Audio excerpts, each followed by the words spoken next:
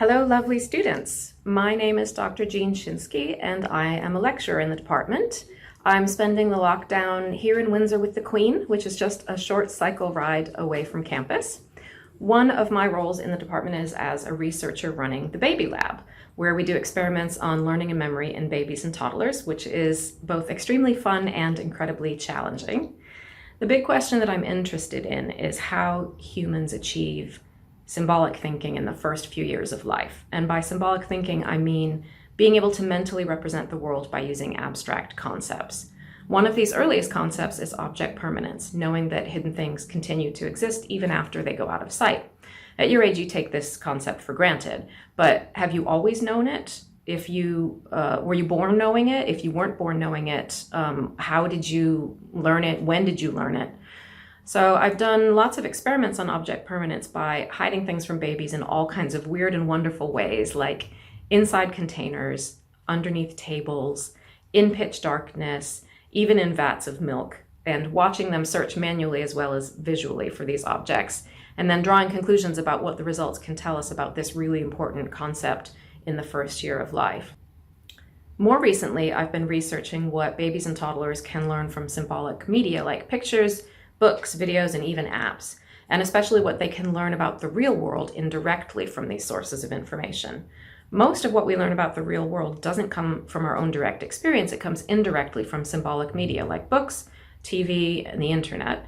Thanks to COVID-19, a lot more of your learning is probably now happening indirectly via screens than it ever was before. But babies and toddlers treat symbolic media like they're concrete things, not abstract things. If you showed a one-year-old a picture book about animals, they would treat it like just another toy, not like a source of information about a real-world animals that have names and diets and habitats and so forth. If you took them to the zoo and you pointed out all the real animals that were in the book, they would not make the connection between the two things. And the same goes not just for picture books, but also for TV, video, and apps. This kind of symbolic thinking takes 2 or 3 years to develop. My teaching also focuses on cognitive development, especially in the early years.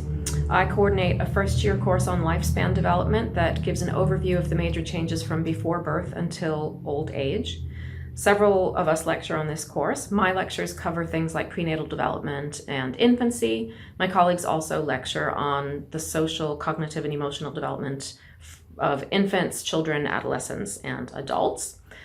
I also teach an optional third-year course on special topics in cognitive development, which include things like drawing, learning from pictures, numerical thinking, childhood amnesia, like why you can't remember your own early years, and the development of pretend play. This course is particularly useful if you're interested in working with young children in the future.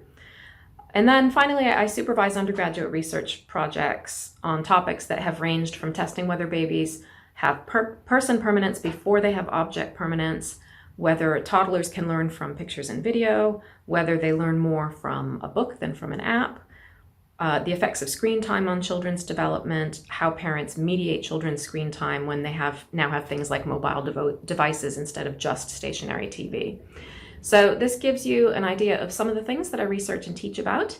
If you're especially interested in this topic, you might want to follow up on some of the links that we're making available for videos, readings, and so on. Thank you for listening, and goodbye.